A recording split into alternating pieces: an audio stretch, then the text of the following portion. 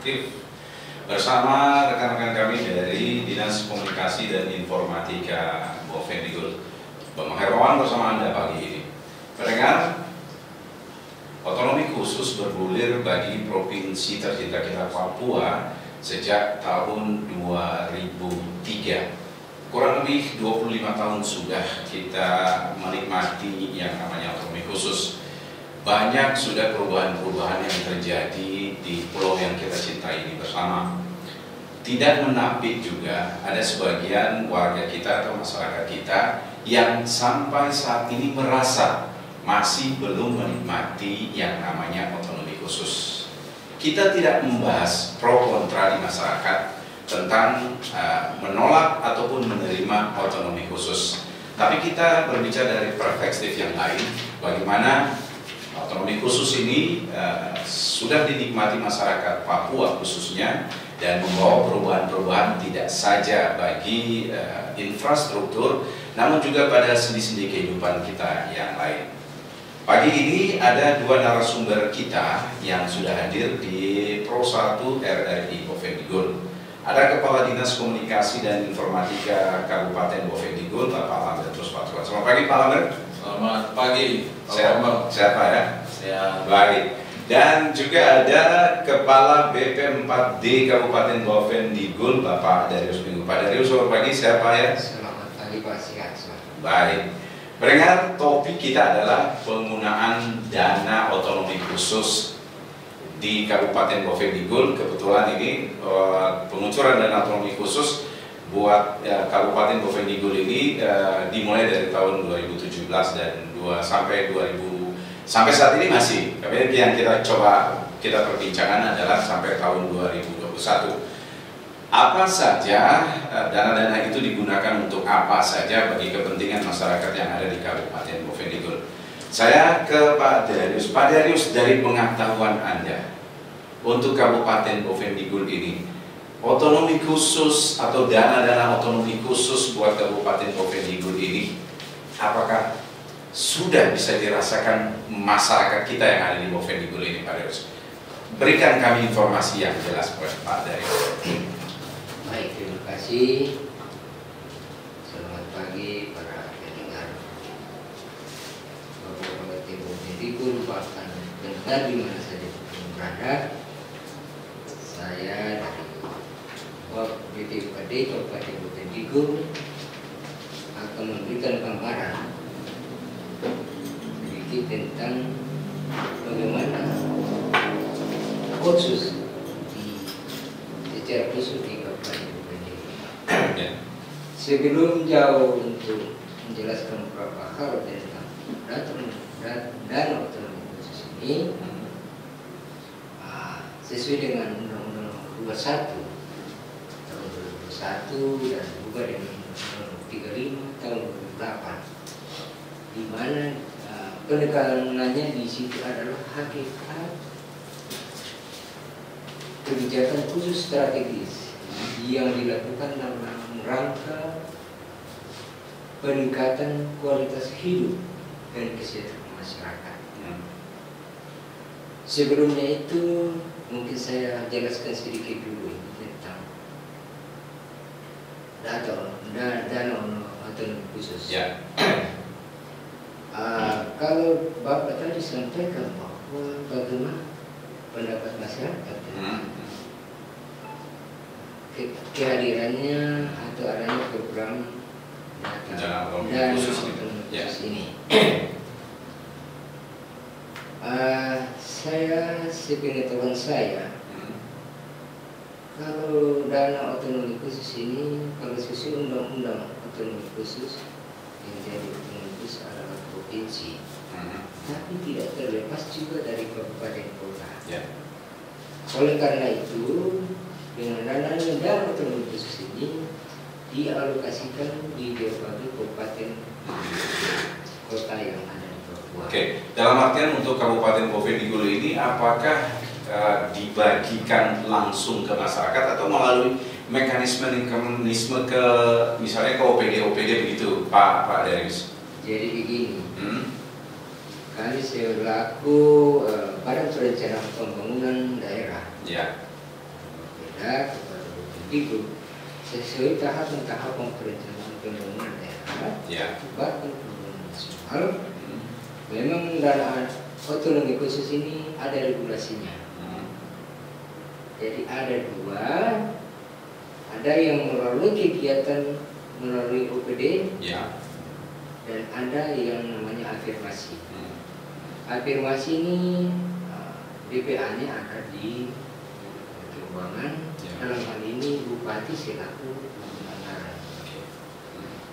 Kalau melalui OPD sesuai juknis yang ada berbagai program kegiatan sesuai dengan bidang dan tugas fungsi OPD tersebut. Sepengetahuan Bapak di BP4D ini kebanyakan dikucurkan untuk program apa ini Pak? Apakah untuk misalnya pembangunan infrastruktur atau juga termasuk misalnya pemberdayaan ekonomi kerakyatan UMKM masyarakat ini Pak? Jadi baik, jadi itu yang saya sampaikan tadi Pak, bahwa sesuai yang kita tahu atau sesuai regulasi yang sudah turunkan dari pusat, memang yang saya sampaikan tadi bahwa ada kegiatan melalui OPD, baik infrastruktur maupun pemberdayaan ekonomi kerakyatan. Dan di samping itu juga yang saya bilang tadi afirmasi, itu di Bupati itu membantu lembaga-lembaga lain seperti Kepaman dan lembaga-lembaga lainnya, baik bantuan studi dalam rangka bagaimana pengembangan SDM kita khususnya bagi orang Papua. Dengan harapan bahwa dengan adanya program ini, bagaimana kita punya saudara-saudara, terutama khusus orang Papua ini diberdayakan supaya setara dengan taraf kehidupan masyarakat di luar Papua. Karena saya sudah cukup lama di Papua, sudah hampir 40 tahun. Saya tahu persis semua distrik yang ada di Kabupaten Kemdikbud ini saya sudah jalani. Ini menarik Pak. 40 tahun Anda bertugas di sini dan hampir seluruh distrik Anda memasukinya atau bahkan sudah tahu kondisi daerah kita. Dan sebenarnya mekanisme misalnya penyaluran dana otonomi khusus itu bagi kesejahteraan masyarakat, khususnya misalnya di saudara-saudara kita yang ada di distrik atau di kampung-kampung. Apakah penggunaan dana otonomi khusus ini juga berdasarkan misalnya program yang dikucurkan OPD itu berdasarkan rencana-rencana yang direncanakan oleh masyarakat setempat, atau penyalurannya atau penggunaannya sudah sesuai dengan juknis yang tadi Bapak katakan itu? Baik, terima kasih. Jadi sebenarnya itu kalau ini kan kita buat rencana termasuk dengan OPD teknis, itu kan tidak semudah itu bahwa langsung mau bikin rencana dulu diskusi. Tentunya kan masukan dari masyarakat dan melihat langsung ke lapangan seperti apa sih yang perlu untuk membantu masyarakat kita yang masih mengalami permasalahan sosial ini. Tentunya dalam ini adalah masukan dari masyarakat di bawah supaya sinergitas antara apa yang diinginkan masyarakat dan apa yang diprogramkan oleh pemerintah melalui OPD. Jadi bukan berarti bahwa pemerintah sendiri yang maunya seperti itu, tapi bagaimana supaya betul-betul program yang akan diturunkan nanti dia sudah berjalan ini masyarakat dapat menikmati dengan baik. Dan itulah tujuan pemerintah supaya bagaimana masyarakat kita yang masih kategori masih standar kehidupannya masih rendah diupayakan supaya peningkatannya dari tahun ke tahun lebih meningkat. Itulah tujuan kita supaya masyarakat yang inginkan masyarakat yang sejahtera dapat terwujud di masa mendatang. Pak Adrianus, kalau besaran dana otonomi khusus buat OPD atau buat masyarakat itu besarannya sama atau beda-beda ini Pak?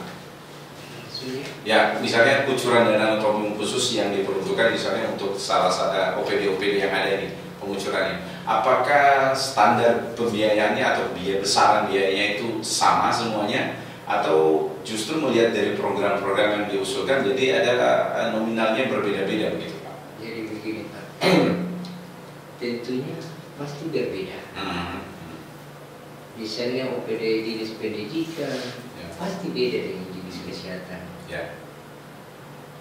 Tergantung dari usulan dari bawah.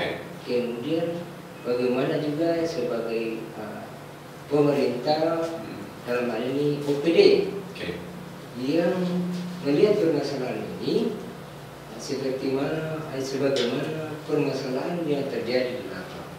Maka tentunya pasti berbeda-beda.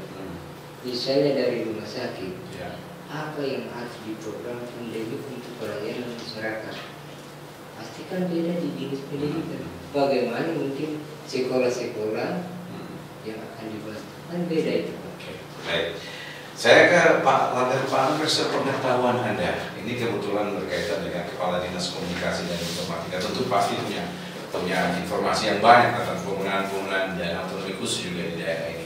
Kita juga ingin tahu, masyarakat juga ingin tahu, sepengetahuan Anda penggunaan dana otonomi khusus dari 2017 sampai 2021 ini, atau data-data yang ada di Kominfo sendiri, ini terbesarnya digunakan untuk apa ini, Pak Lagar? Baik, terima kasih. Kita dari Kominfo dengan kegiatan ini sebenarnya kita lebih banyak untuk menginformasikan yang terjadi di OPD-OPD tentang anggaran yang dikucurkan melalui OPD kepada masyarakat. Nah, kalau kita melihat bahwa dana ini kan ada fisik non fisik, kalau tahun ini ada program dan spesifik. Nah, apa yang sudah dilaksanakan mulai dari 2017 sampai dengan sekarang, ini kita memang berbeda. Tiap OPD punya program, punya rencana, apa yang direncanakan dari awal, lalu dianggarkan, lalu monitoring itu kan masing-masing OPD, ada Bapeda yang melaksanakan tahap awal itu.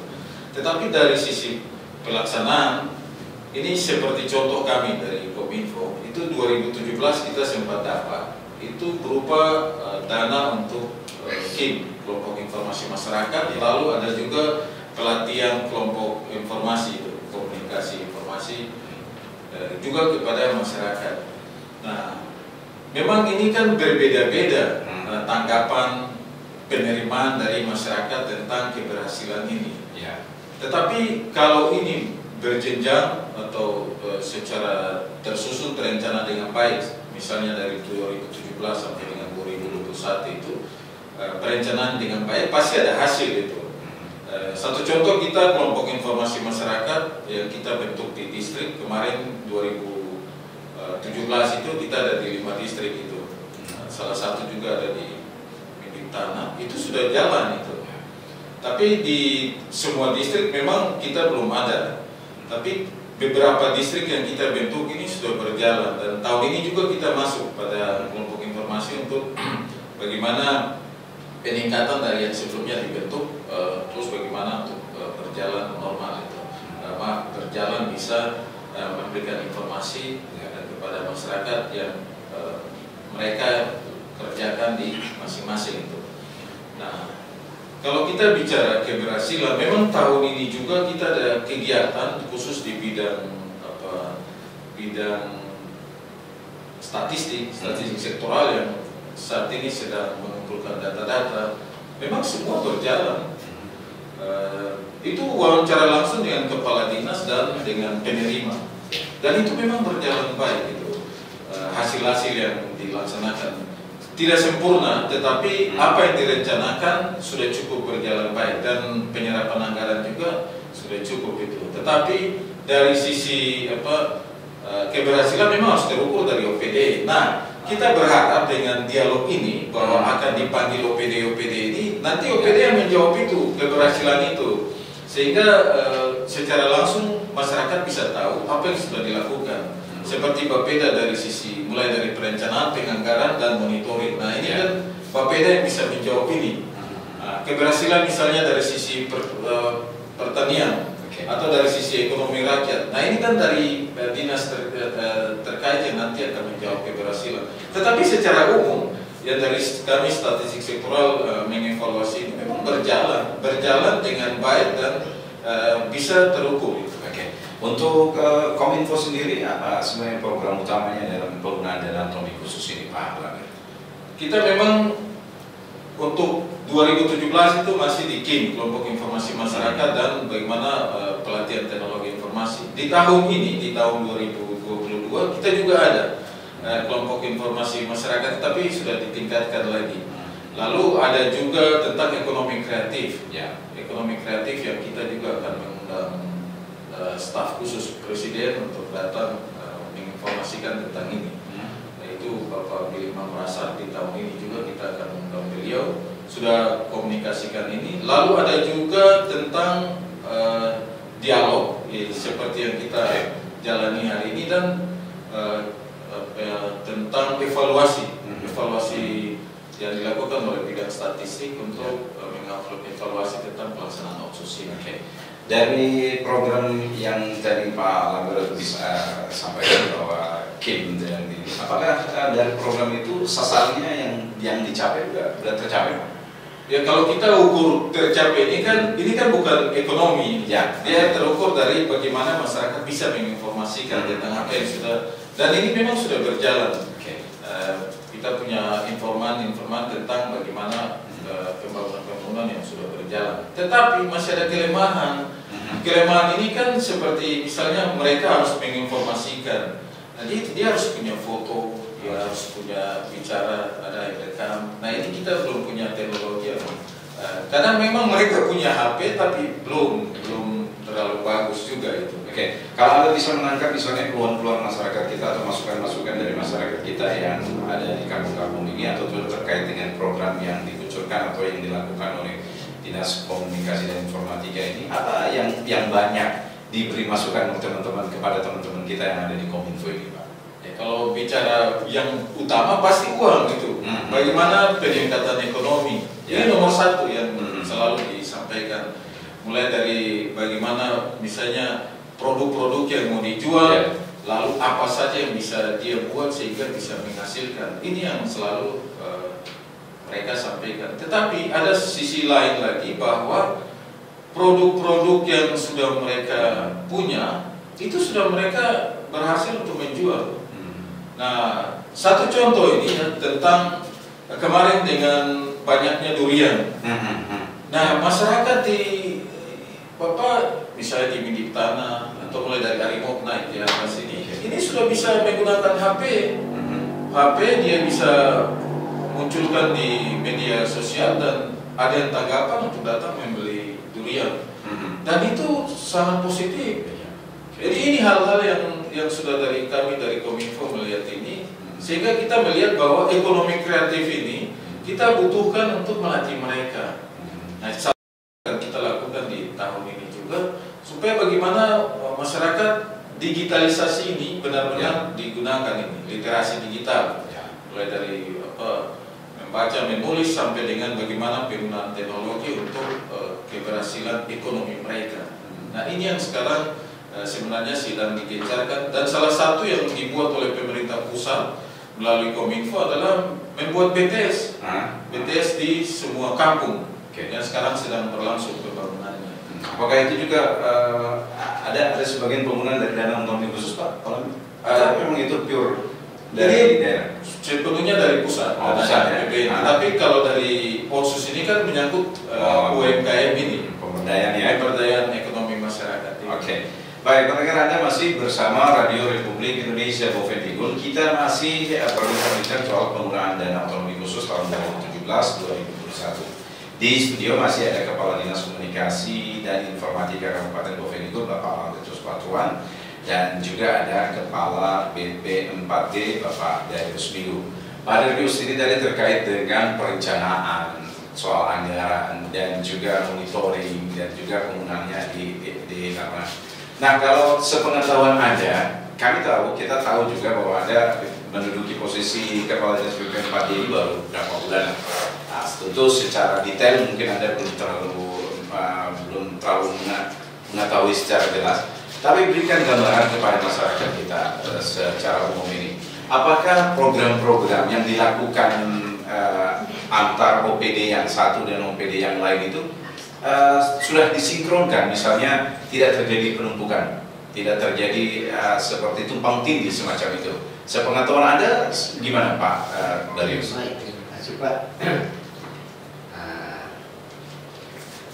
Kalau ini saya baru dari yang lalu, dikerjakan kembali untuk kembali ke BPD. Tapi memang dari awal ya dulu memang saya dari BPD. Oke. Karena saya dengan Pak Haris saat itu akan dikasih ke lain ke BPD yang lain dan saya kembali ke sini. Dan setelah saya masuk, kami dari BPD kan ada tahapan-tahapan untuk perencanaan di dalam asistensi. Asistensi ini kan kita melihat dari kelayakan pada rencana program itu OPD apa sesuai termasuk dengan regulasi yang ada. Dan yang Bapak sampaikan tadi bahwa apakah ada penumpang tidak? Oh tidak. Yang jelas bahwa kalau di OPD sesuai dengan tugas dan fungsinya, ya, dia jalankan sesuai tugas fungsinya. Supaya dalam pelaksanaan dana otonomi khusus ini tidak boleh menumpuk di satu itu, tapi memang penjabarannya sudah jelas. Jadi kita sudah lakukan itu. Kalau dalam perencanaan yang dilakukan dari OPD terkait dengan penggunaan dana otonomi khusus ini, apa yang sering direncanakan atau yang sering diusulkan program itu Pak? Baik, jadi seperti yang disampaikan oleh Pak Kadis sebelumnya tadi kan ada banyak infrastruktur juga.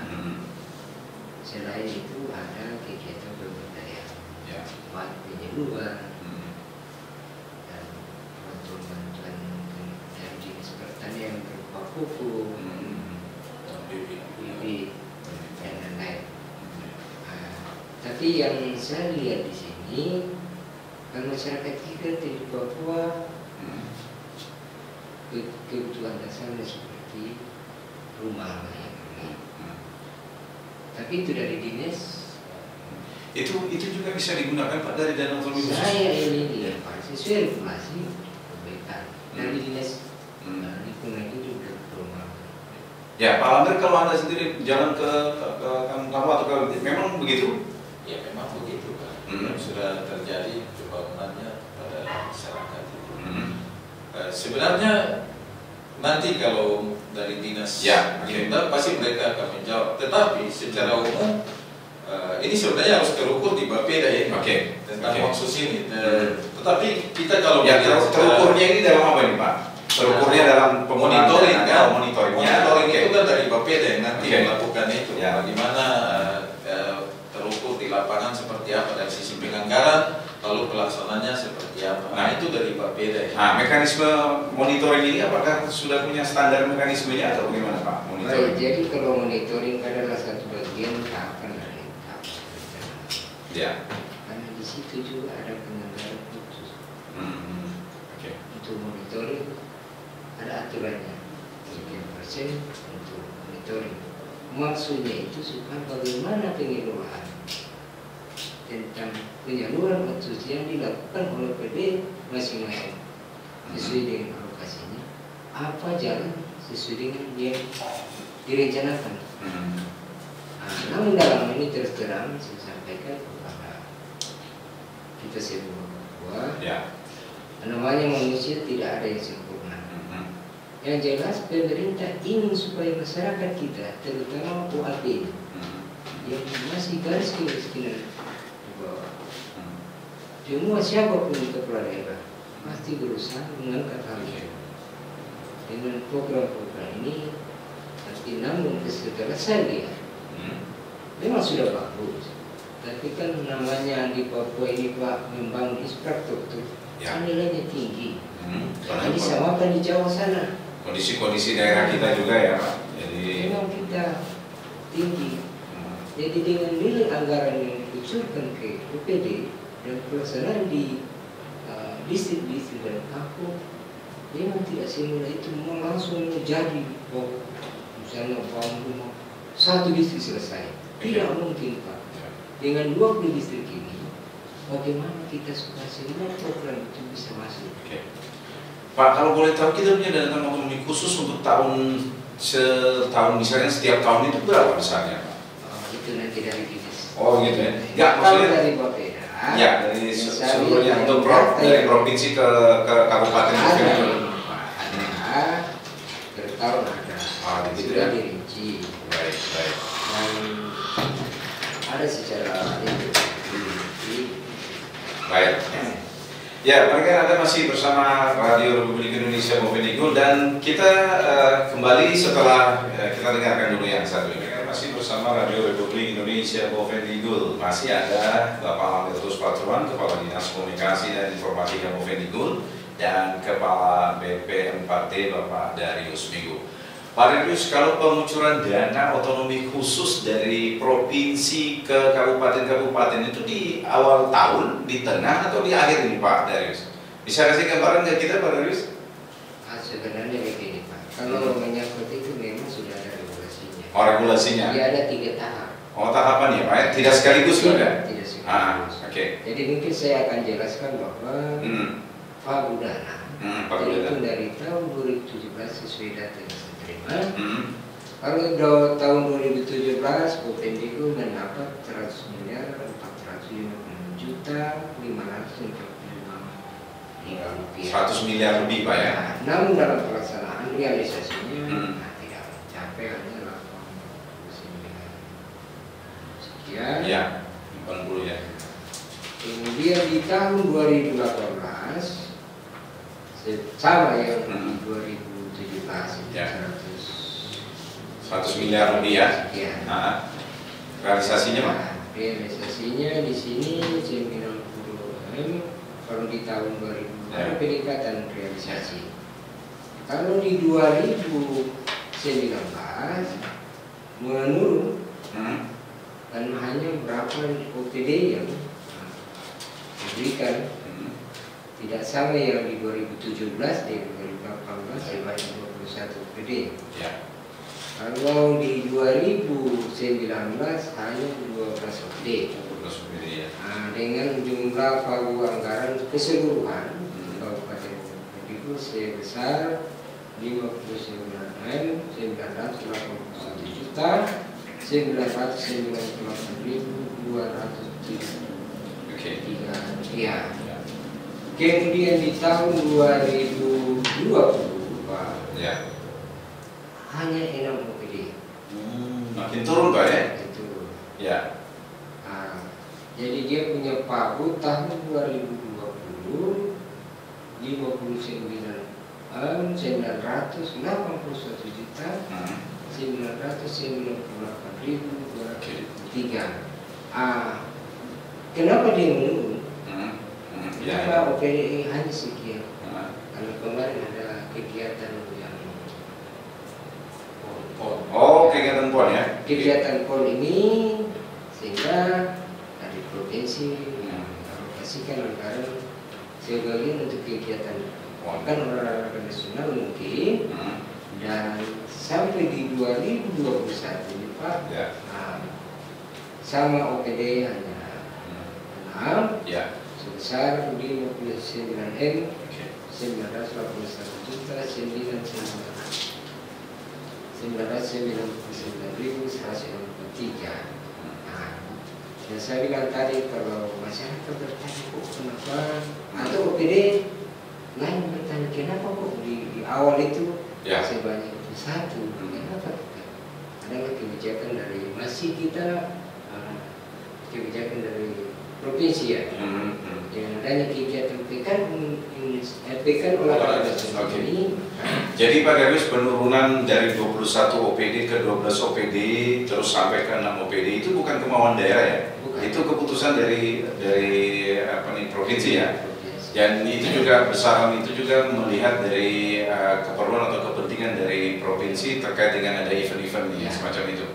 Nah, Kita pengen tahu juga Pak Darius, kalau 2017-2018 besar 100 miliar, tapi penyerapannya tadi ada sekitar 80, terus ada 90. Ini yang tidak terserap ini bisa tahu nggak masyarakat ini? Karena apa ini tidak terserap, misalnya 100% atau 90% atau 95%? Ini tidak terserapnya karena apa? Waktukah yang membuat bahwa semua anggaran itu tidak bisa terserap dilakukan, atau memang ketidakmampuan penyerapan dana-dana ini dengan yang dilakukan sama OPD-OPD ini pada sepengetahuan Anda?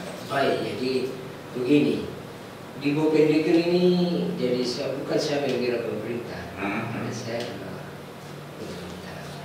Oke. Tapi kan Bopendikul ini namanya itu kan curah hujan kita tinggi. Ya. Sehingga kadang-kadang di dalam pelaksanaan baik infrastruktur maupun kegiatan lain itu berpengaruh, sehingga ada keterlambatan waktu pada saat dilakukan oleh OPD-OPD tersebut, sehingga di akhir 31 Desember tidak bisa terserap. Karena regulasinya sudah jelas, dibayar pelaksanaan itu sesuai dengan prestasi pekerjaan. Apabila di akhir tahun tidak terserap sekian persen, maka dikembalikan ke kas negara. Bukan lagi bahwa itu sampai disimpan, tidak.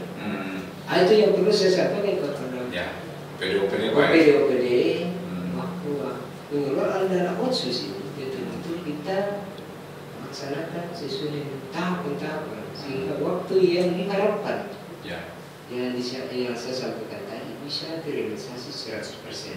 Dan apabila di tahun ini misalnya contoh 50 miliar, tapi terrealisasi misalnya 40 miliar, maka 10 miliar itu dikembalikan ke kas negara. Bukan berarti itu bahwa saya punya tidak.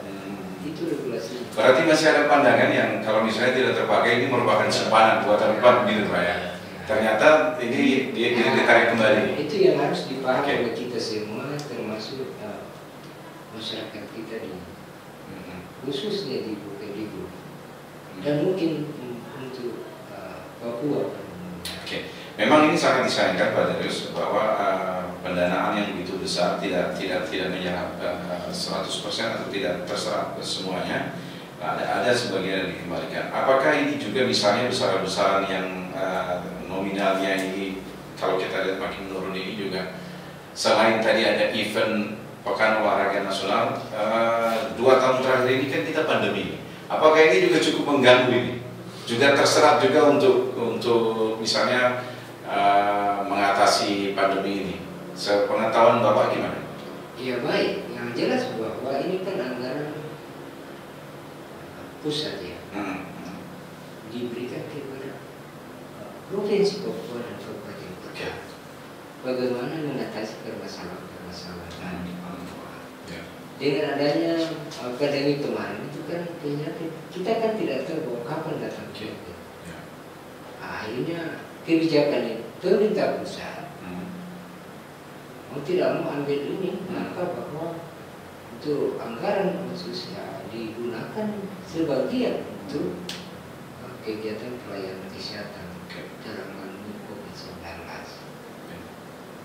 Baik, Pak Lambert, ini 2017-21 OPD, 2018 makin menurun jadi 12 OPD, akhirnya sekarang ini tinggal 6 OPD. Salah satu OPD yang mendapatkan konsulan dana khusus adalah Dinas Komunikasi dan Informatika Bopendikul. Perencanaan yang sudah dilakukan sama Dinas Komunikasi dan Informatika Bopendikul sendiri ini kemarin dan kedepannya akan semacam apa ini Pak Lambert? Ya baik, ini kalau bilang perencanaan kita mau uang banyak, tapi kan ini kebetulan ada Pak Bupati di sini. Masyarakat kita juga tahu nih. Persoalannya begini Pak Lambert, bahwa yang merupakan garda terdepan masyarakat kita mengenai penyerapan informasi atau penyediaan layanan informasi kan di Dinas Komunikasi dan Informatika ini.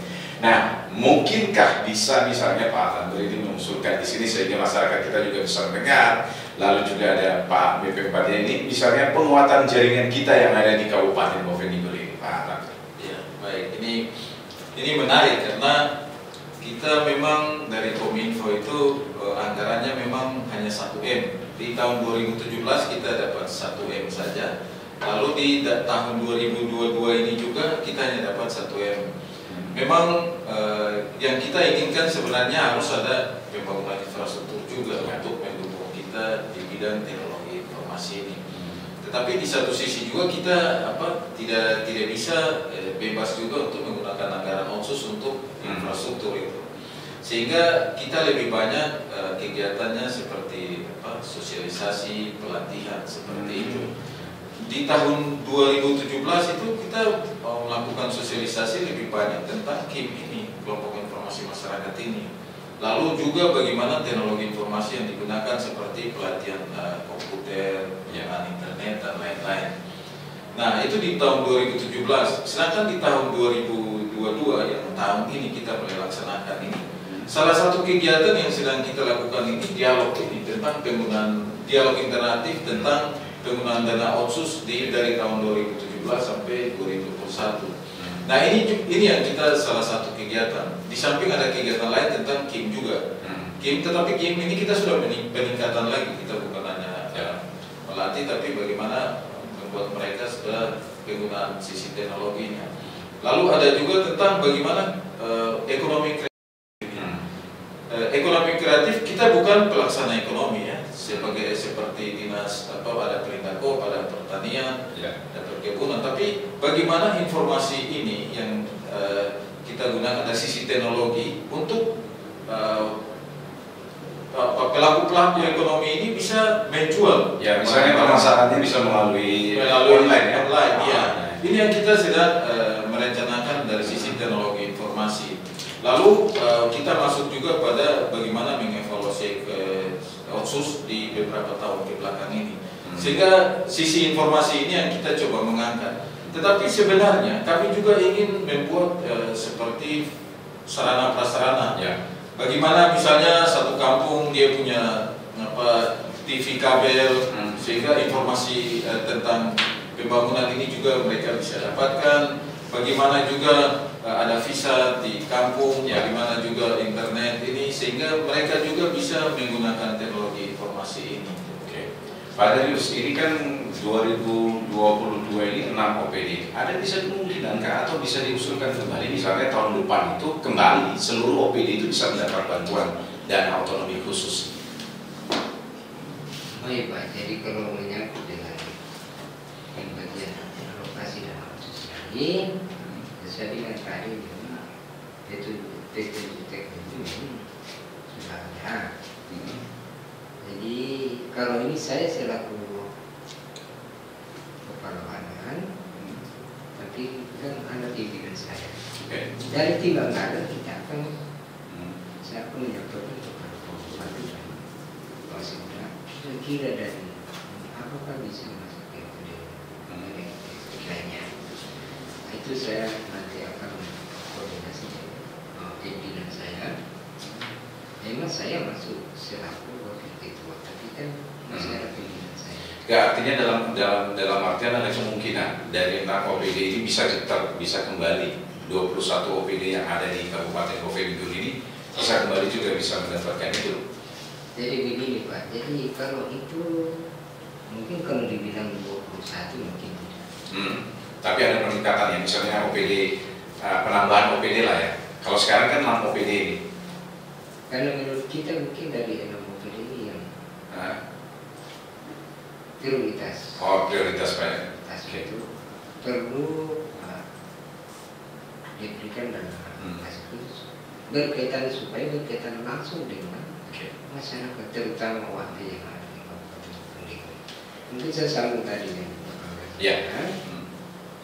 bahwa apakah kemungkinan untuk pokok nanti bisa ditambah alokasi dana tentang bagaimana supaya informasi yang sangat penting untuk kepentingan masyarakat seperti apa yang disampaikan oleh Pak Kalis tadi. Kami dari DPRD mungkin bukan diambil dari dana khusus, kami dari BPMPD kan melihat skala prioritas. Karena tadi memang saya pikir itu sangat penting. Bagaimana supaya mindsetnya ini, pola pemikiran masyarakat kini mengerti tentang bagaimana pengelolaan otsus itu sebenarnya,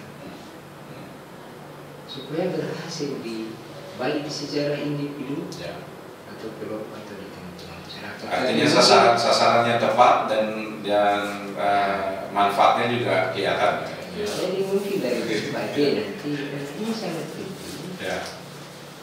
Saya sampaikan tadi bahwa kami tim anggaran, kita ada implementasinya. Baik. Tapi kita mungkin akan dorong di dana daur.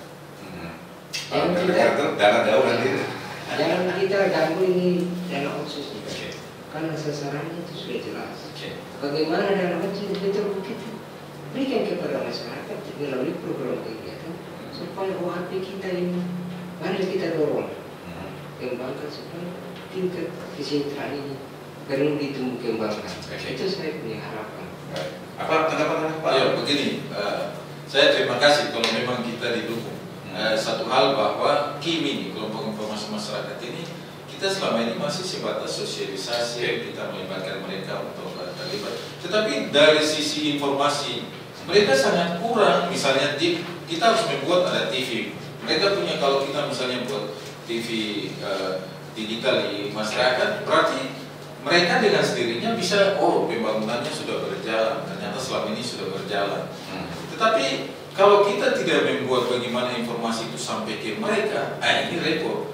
Dari pusat sudah membuat BTS dengan kapasitas 6 Mbps itu sudah bisa digunakan di masyarakat dengan HP. Dan juga sudah bisa mendukung sekolah SD, SMP yang ada dengan puskesmas.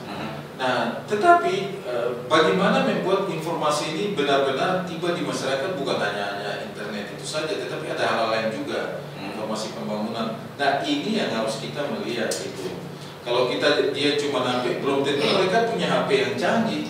Masih sebatas seluler, masih sebatas yang untuk hal-hal yang mudah. Nah, kita teknologi sekarang ini kan lebih cepat daripada yang kita pikirkan. Nah, kita harus menimbangi dengan fasilitas apa yang harus pemerintah siapkan. Kita tidak juga cuma hanya kita mensosialisasikan. Kalau tiap hari sosialisasi orang bosan juga itu. Tapi bagaimana kita mempraktekkan secara praktis supaya masyarakat juga bisa menginformasikan hal-hal yang terjadi di masyarakat. Ya, mereka kita semakin mendekati akhir dari perjumpaan kita dalam dialog interaktif bersama Kepala Dinas Komunikasi dan Informatika dan juga Kepala BP4D. Saya Kepala BP, apa yang Anda mau pesankan buat masyarakat kita? Silakan. Baik, terima kasih. Saya ingin supaya masyarakat lebih peka, lebih tanggap dengan proses pembangunan, khususnya dalam hal penggunaan dana otsus. Apa yang terjadi selama ini yang sudah berjalan, secara terukur bahwa sudah berjalan, terbukti dengan anggaran yang sudah muncul dan masyarakat sudah bisa merasakan. Tetapi dari sisi lain juga masyarakat juga harus lebih peka, lebih tanggap supaya dana-dana yang dikucurkan ini juga bisa dinikmati oleh masyarakat, sehingga masyarakat sendiri bisa merasakan penggunaan dana itu dari sisi ekonomi, dari sisi lain juga mereka bisa melaksanakan. Nah, kami dari Kominfo selalu menginformasikan. Salah satu yang terjadi di hari ini, kita melaksanakan dialog interaktif ini dan akan mengundang semua pimpinan OPD yang telah mendapatkan dana otsus. Sehingga informasi yang mereka dapatkan, yang mereka sudah lakukan bisa disampaikan ke masyarakat dan masyarakat juga bisa mengawasi, bisa terlibat secara langsung dalam pengawasan, dalam kegiatan pelaksanaan dana otsus ini. Dan kita harapkan ke depan apa yang menjadi tujuan dari dana otsus ini untuk peningkatan kesejahteraan masyarakat kecil khususnya OHP ini bisa tercapai dalam waktu singkat. Baik, Pak Darius, apa pesan Anda buat saudara-saudara kita atau rekan-rekan kita yang ada di OPD dalam dana otsus ini, Pak? Baik, terima kasih Pak. Jadi harapan saya mungkin begini. Jadi saya harapkan kepada semua OPD yang pengelola dana otsus betul-betul melaksanakan sesuai dengan apa yang ada pada DPA, Bapak yang sudah dan kalau bisa tepat waktu dan tepat sasaran, dengan harapan bahwa masyarakat kita yang membutuhkan bantuan seperti ini betul-betul dirasakan oleh masyarakat asli, khusus orang asli Papua. Dan saya pesan juga kepada masyarakat kita, terutama OAP, supaya bantuan melalui dalam otsus ini, program ini betul-betul dijaga dan dimanfaatkan sebaik mungkin, supaya harapan yang diinginkan oleh pemerintah baik dari pusat dan kabupaten, tingkat kesiapan masyarakat di kampung sampai industri lebih baik lagi ke depan. Dan mungkin satu dari saya saran ini kepada Pak Komisi Kominfo, karena kurangnya informasi kepada masyarakat yang ada di terima, terutama di Kabupaten Bogor ini, bagaimana itu otsus, dia tahu bahwa otsus ada, tahu itu Papua, tapi kira-kira perlu sosialisasi melalui mungkin Bapak. Nah ini yang hari ini terjadi Seperti ini, supaya masyarakat kita mendengar nanti dari OPD, oh terminnya seperti ini, bagaimana penggunaannya, siapa penerima manfaat, ada aturannya, kan ini uang negara, uang dari rakyat ke negara dikembalikan ke rakyat. Makanya dijaga betul-betul dimanfaat sebaik mungkin. Dan harapan saya bahwa bagi kita masyarakat saudara kita, OAP ini, kita berupaya bagaimana supaya ditingkatkan kesejahteraannya melalui dana otsus maupun dana lain, supaya masyarakat kita setara dengan kehidupan di masyarakat lingkungan. Terima kasih, itu yang saya bisa sampaikan. Baik, terima kasih Pak Langgar, terima kasih Pak Deus, terima kasih sudah bergabung bersama kami di sini. Dan mereka demikian perbincangan kita bersama Kepala Dinas Komunikasi dan Informatika dan juga Kepala BPMPD tentang penggunaan data khusus tahun 2017-2021.